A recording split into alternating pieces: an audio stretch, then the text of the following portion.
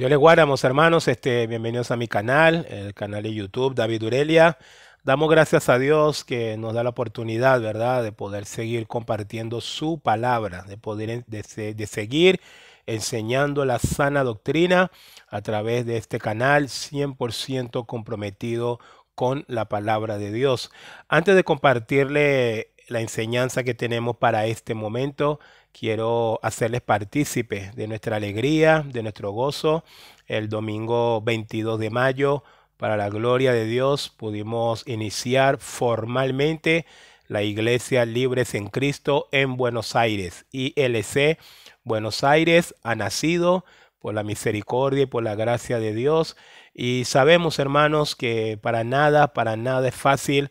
El inicio de una nueva congregación requiere mucho sacrificio, requiere mucha perseverancia. Estamos conscientes que es el inicio y hay que trabajar mucho, hay que hacer mucho. Y estamos orando al Señor que nos envíe obreros, porque la mies es mucha, pero que también envíe hermanos conocidos de gente que no conoce al Señor, para que también le podamos compartir este precioso evangelio, que es el evangelio de la salvación en Cristo Jesús, Señor nuestro. Por eso, si anda por ahí, por Buenos Aires, bueno, le extiendo la invitación a que nos pueda visitar, a que pueda conocer la iglesia, y ahí en la parte de abajo, en los comentarios, estará viendo la dirección de la iglesia, los horarios de reunión que tenemos para este momento, principalmente los días domingos, y bueno, ahí lo vamos a estar esperando. Pero también quiero pedir la oración a cada uno de mis suscriptores, a cada uno que pueda estar viendo este video. Pedimos sus oraciones que nos puedan respaldar para el avance, para el fortalecimiento y para el crecimiento de ILC Buenos Aires, la Iglesia Libres en Cristo. Ya hemos abierto también las puertas en Buenos Aires, y de antemano, bueno, les sigo pidiendo las oraciones. Si nos quiere visitar, bienvenido será en medio nuestro. Abajo, como les dije, va a estar viendo la dirección y los horarios. Quiero compartir en este momento, hermanos, vamos a estar viendo Mateo capítulo 16. Mateo capítulo 16, vamos a estar viendo desde el versículo 13 hasta el versículo 16. Allí quiero concentrar un poco la enseñanza que quiero compartir con ustedes en este momento, y quise titular esta enseñanza: ¿Quién es Cristo para ti? Este es el tema de esta enseñanza. ¿Quién es Cristo para ti? Y vamos a ver, hermanos, que cuando el Señor ya estaba prácticamente un poco más de la mitad de su ministerio terrenal, el Señor decidió en su momento tomar, ¿verdad?, a los discípulos, tomar a los 12 y retirarse con ellos hasta Cesarea de Filipos. El Señor pues se desligó un poco de la multitud, de los milagros, de todo lo que venía haciendo, para retirarse un poquito con los discípulos. El Señor hizo un retiro con sus 12 para poder formularles una pregunta. Y vamos a ver en el versículo 13 del capítulo 16, nos dice de la siguiente manera: viniendo Jesús a la región de Cesarea de Filipo, preguntó a sus discípulos diciendo: ¿quién dicen los hombres que es el Hijo del Hombre? Esta fue la pregunta que hizo el Señor a sus discípulos, porque el Señor quería saber de la boca de sus discípulos que habían estado con él por casi 3 años de ministerio, qué pensaba la gente de él, cuál era la concepción que tenían las personas acerca de la persona de Cristo Jesús. Y el Señor le pregunta a sus discípulos, y vamos a ver y vamos a estudiar de manera teológica, de manera profunda, la idea que tenían las personas acerca de nuestro Señor Jesucristo. Y vamos a ver cuán similitud encontramos entre las opiniones y las ideas que tenían estas personas en aquella época acerca de Jesús, y es muy parecida a la que la gran mayoría en este tiempo también tiene acerca de Jesús. Y de ahí el tema que estamos hablando: ¿quién es Cristo para ti? ¿Quién es Jesús para ti? Vamos a ver la respuesta que dieron los discípulos. En primer lugar, dijeron en el versículo 14, ellos dijeron, unos Juan el Bautista. Fíjese qué interesante. Algunos habían asociado a Jesucristo con Juan el Bautista. Ahora, ¿qué significa el haber asociado a Cristo con Juan el Bautista? Y era que Juan el Bautista se había ganado, por decir una palabra, se había ganado el reconocimiento de ser un profeta del pueblo, de ser un hombre popular, de ser un hombre que probablemente estaba en la boca de todos. Cuando Juan salió al desierto y Juan empezó a predicar, arrepiéntanse y todo aquello, la Biblia dice en Mateo, en Lucas, que la gente salía al desierto a escuchar a Juan. La gente salía, los pobres, los desamparados, salían en búsqueda de Juan el Bautista. Es decir, al asociar a Jesucristo con Juan el Bautista, esa parte de las personas, esa parte del grupo que venía viendo todo lo que Jesús estaba haciendo,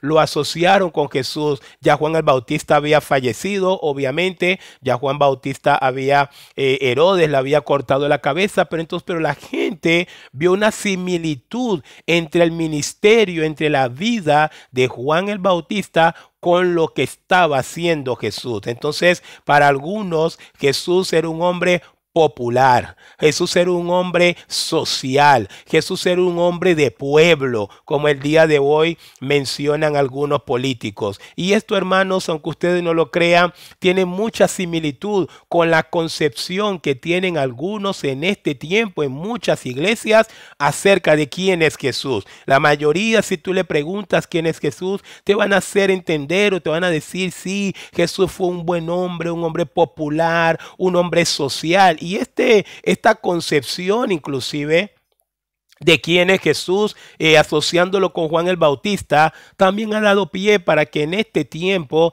de manera errónea, se intente presentar el evangelio como un elemento social, como una política social, haciendo de Cristo un socialista. Esto lo hemos escuchado, o por lo menos yo lo he escuchado en algún momento, ¿verdad? Hace años atrás, en donde se asocia a Jesucristo con movimientos socialistas, con movimientos progresistas, porque para algunos Jesús es pueblo, para algunos Jesús es popular. Eso pensaba también una parte de estas personas. Al asociar a Jesús con Juan el Bautista, lo único que estaban dando a entender es que Jesús era un hombre muy popular.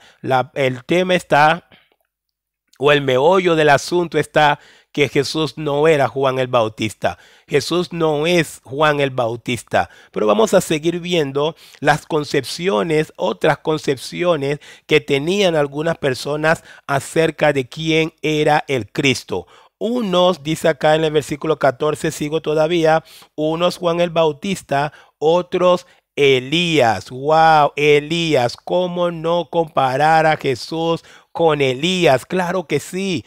Los judíos, la mayoría de los judíos, la gran mayoría, por no decir todos, tenían un amplio conocimiento acerca del Antiguo Testamento, uno más profundo que otros, pero la realidad es que la mayoría de los judíos conocían el Antiguo Testamento. Y en el Antiguo Testamento sobresale un profeta por encima de los otros, en la idea de que ese profeta Dios le utilizó para hacer muchos milagros. Dios le utilizó para hacer milagros tremendos en aquella época. Y ese profeta era Elías. Elías con la viuda de Sarepta, Elías que oró y las puertas del cielo se cerraron por 3 años y medio, no hubo lluvia. Elías que resucitó niño, Elías que hizo un montón de milagros. Entonces ellos, al ver a Jesús haciendo todos los milagros que venía haciendo todos los hechos portentosos que Jesús venía haciendo, ellos asociaron a Jesús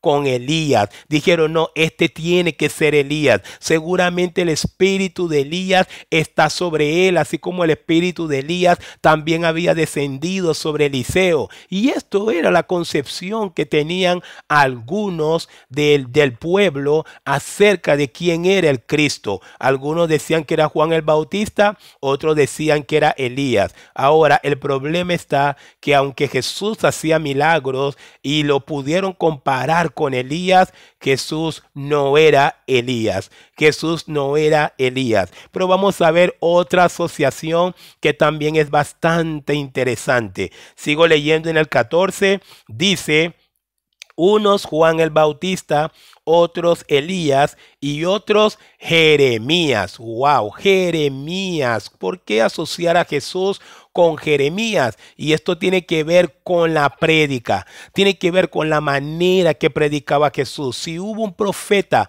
en el Antiguo Testamento que predicó de manera vehemente, que predicaba con denuedo, que se paraba en las puertas del templo y les decía al pueblo, el templo no los va a salvar, arrepiéntanse, arrepiéntanse, Babilonia viene, tienen que arrepentirse. Si hubo un profeta que gastó toda su vida predicando con una pasión, predicando con un denuedo, predicando con firmeza, fue Jeremías. Jeremías era ese predicador. Y ellos, al ver a Jesús probablemente compartiendo el sermón del monte, probablemente compartiendo las parábolas, predicando, ellos vieron a Jesús, ellos dijeron, este es muy similar a Jeremías, predica como Jeremías, tiene fuerza como Jeremías, tiene denuedo como Jeremías, tiene ímpetu para predicar como Jeremías. Y hasta este punto nosotros pudiésemos decir, bueno, pastor, pero entonces es una muy buena asociación. Entonces no está tan mal el haber asociado a Jesús con Jeremías. Pero ¿saben cuál es el problema, mi amado hermano?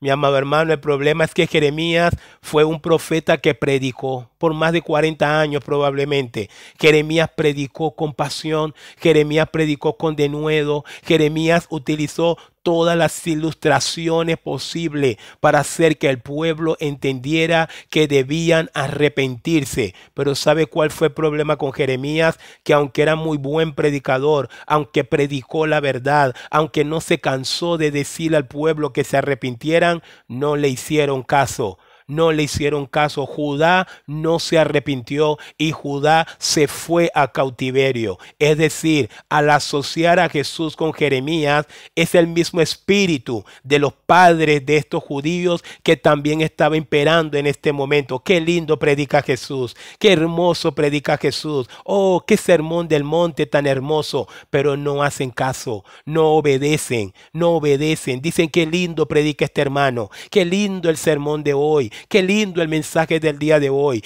Gracias, pastor, por ese mensaje. Gracias, pastor, por la prédica. Pero luego van y siguen viviendo igual. Luego van y no ponen por obra lo que han escuchado. Pareciera que para muchos en este tiempo, como lo fue también en el tiempo pasado, tuviesen un plástico en el corazón y las aguas de la palabra de Dios parece que no les moja. Pero les encantan los buenos predicadores, les encantan los buenos evangelistas, les encanta ir a las actividades y a los congresos en donde vienen predicadores renombrados y hacen congresos con predicadores muy famosos, pero no oyen la palabra, perdón, no obedecen la palabra. Son los que le encanta oír la palabra, pero no les encanta obedecer la palabra. Es decir, mire todo lo que estamos entendiendo acá. El haber asociado a Jesús con Jeremías simplemente era un espíritu hipócrita. Simplemente era un espíritu, oh, qué lindo predica, qué hermosas palabras.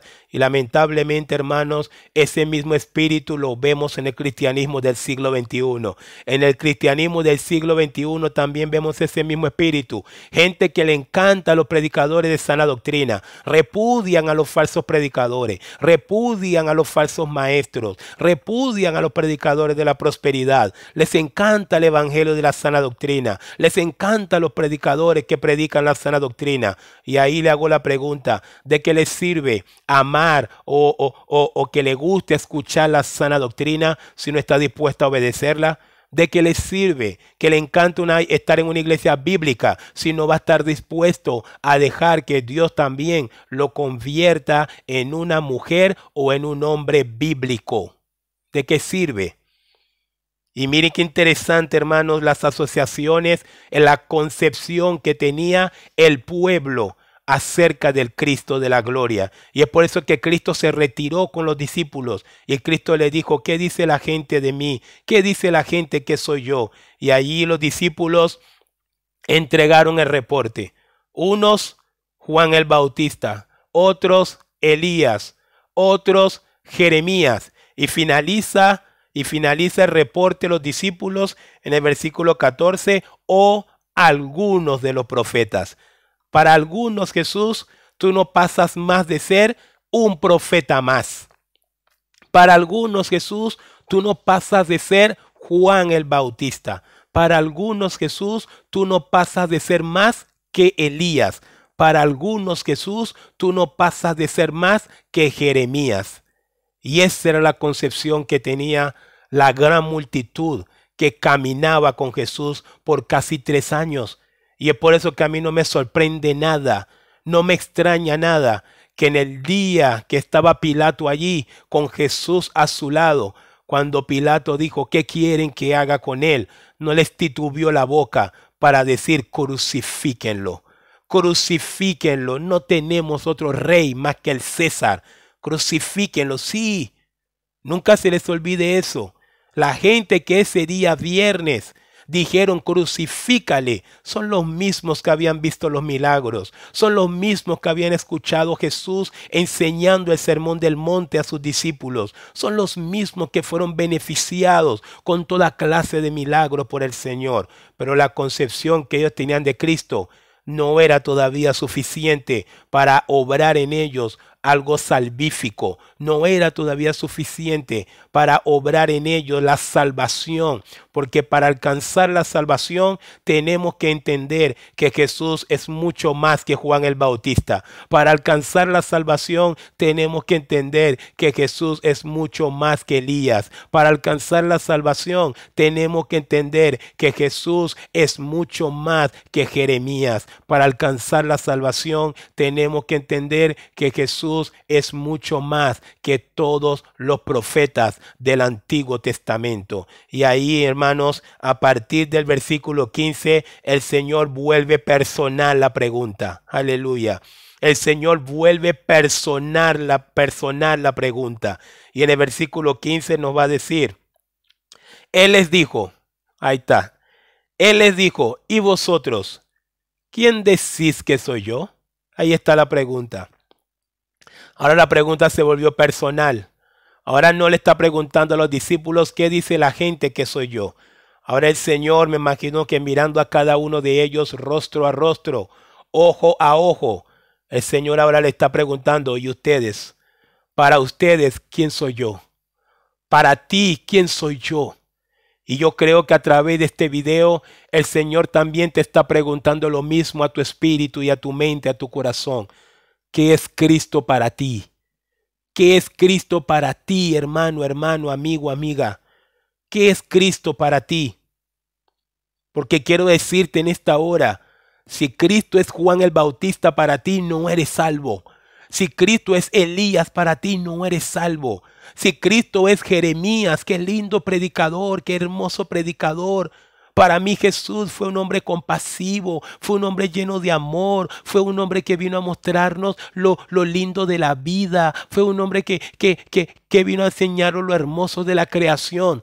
Todas esas concepciones de Cristo no salvan, ninguna de ellas. Hay una sola concepción de Cristo que abre la puerta de la salvación.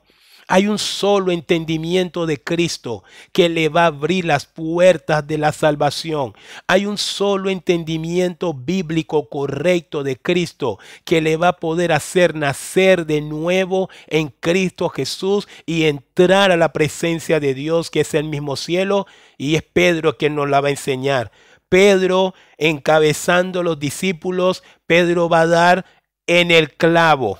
Pedro va a atinar directamente, no por carne y sangre, no por carne y sangre, sino por la convicción, por el obrar del Espíritu Santo.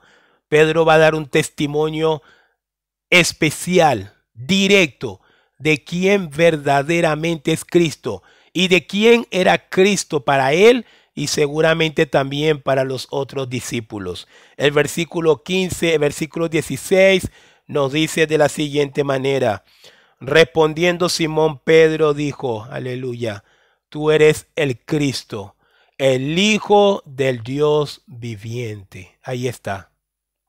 Ahí está la confesión que abre las puertas al cielo.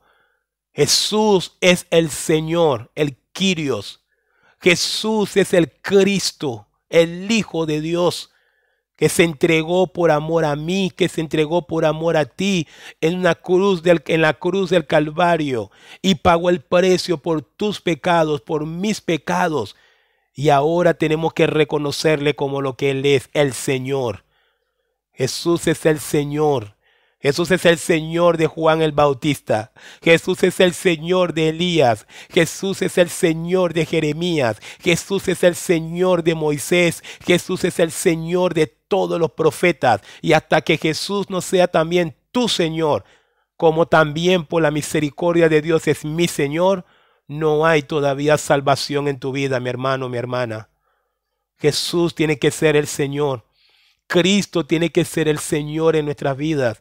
Esta es la confesión que dio inicio a la primera iglesia. Esta es la confesión, porque luego el Señor le va a decir a Pedro, Pedro, esto no te lo reveló carne ni sangre. Miren lo que lo dice acá el versículo 17. Entonces le respondió Jesús, bienaventurado eres, Simón, hijo de Jonás, porque no te lo reveló carne ni sangre, sino mi Padre que está en los cielos. Es mi Padre obrando en ti, que te ha hecho entender verdaderamente quién soy yo. Jesús no es un milagrero. Jesús no es un buen locutor. A pesar de que el Señor hizo milagros, a pesar de que el Señor compartió el mensaje, ciertamente vino y nos dejó el Evangelio. Pero el Señor, Jesús es el Señor. Jesús es el Salvador. Jesús es el Kyrios. Y hasta que usted y yo, o hasta que una persona no entienda, no tenga esa real concepción de Cristo, no hay salvación. Esto es lo que abre las puertas al cielo. Bajo esa declaración fue que inició la primera iglesia, que lo vemos luego en el libro de los Hechos de los Apóstoles. No fue bajo Pedro, como por ahí nos quieren seguir engañando, la iglesia tradicional por un montón de siglos. No, la iglesia no nació bajo Pedro, no. La iglesia nació bajo una confesión que Jesucristo es el Señor, es el Hijo del Dios viviente. Y en este tiempo, hermanos, para la gloria de Dios, bajo esa misma confesión ha nacido ILC Buenos Aires. Una iglesia que su única función es proclamar a Cristo como Señor y como Salvador. Es proclamar que Jesucristo es el Señor. Es proclamar que no hay esperanza fuera de Cristo. Es proclamar que Jesús es el camino, la verdad y la vida, y que nadie viene al Padre si no es a través de Él. Así debería iniciar toda iglesia cristiana, pero no solamente iniciar, así se tiene que sostener en el tiempo toda iglesia cristiana. La iglesia existe para testificar que Jesús es el Señor. La iglesia existe para enseñar que Jesús, que no hay otro nombre dado a los hombres debajo del cielo en que podamos ser salvos, solo en el nombre de Jesucristo. Únicamente en el nombre de Jesucristo. Así que, mi amado hermano, ante esta pregunta, tú que estás viendo este video, probablemente te cayó por casualidad o alguien te lo compartió, y el tema que estamos hablando, ¿quién es Cristo para ti? Quiero decirte que cualquier otra concepción, cualquier otra idea, cualquier otro Otra idea, valga la redundancia, que puedas tener acerca de Cristo, que no sea que Cristo es el Señor, la verdad, no hay salvación todavía para ti. La salvación es dada a aquellos que han confesado a Jesucristo como Señor. Como Señor. Ahí está la puerta. La salvación viene cuando confesamos. Romanos 10, versículo 9. Que si confesares con tu boca que Jesús es el Señor y creyeres en tu corazón que Dios le levantó de los muertos, serás salvo.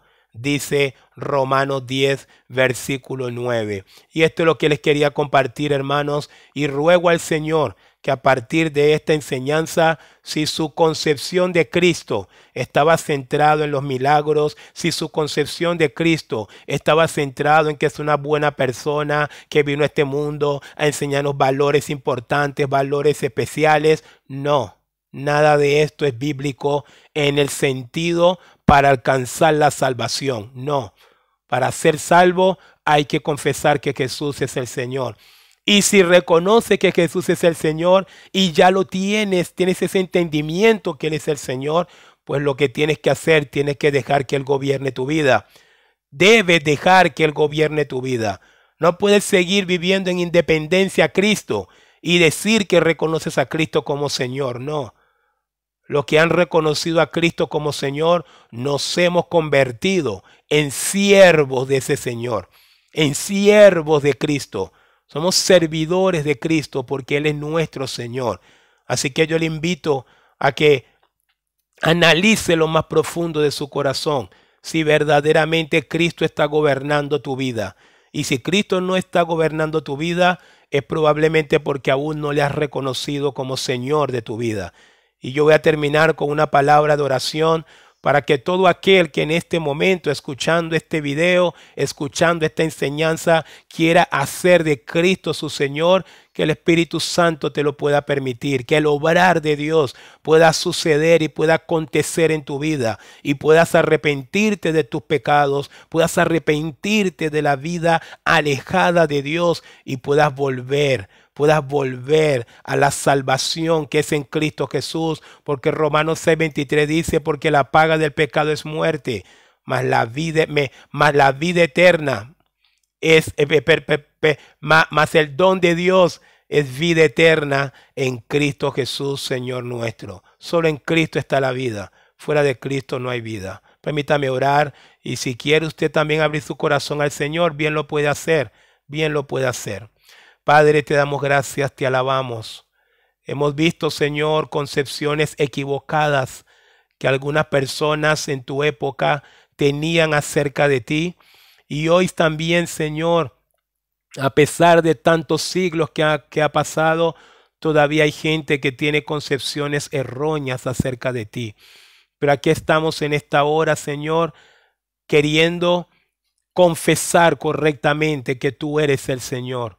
Te ruego por aquellos que escuchan esta enseñanza y quieran abrir su corazón y quieran confesar con sus bocas que tú eres el Señor, Padre amado, que tu obrar pueda suceder en la vida de ellos, que tu Espíritu Santo pueda crear convicción de pecado en ellos y así ellos puedan arrepentirse, puedan dejar, Señor, todo aquello que no te agrada y puedan someterse a tu servicio, puedan someterse a ti, que eres el Señor. Padre, gracias por la oportunidad de compartir tu palabra. Gracias por la oportunidad, porque hoy si algo tenemos claro es quién eres tú para nosotros, Señor. Permítenos vivir en consecuencia a esa fe. Permítenos vivir, Señor, que nada ni nadie nos separe de esta confesión, que tú eres el Cristo, el Hijo del Dios viviente. Te doy gracias, Señor, en el nombre de Jesús. Amén y amén.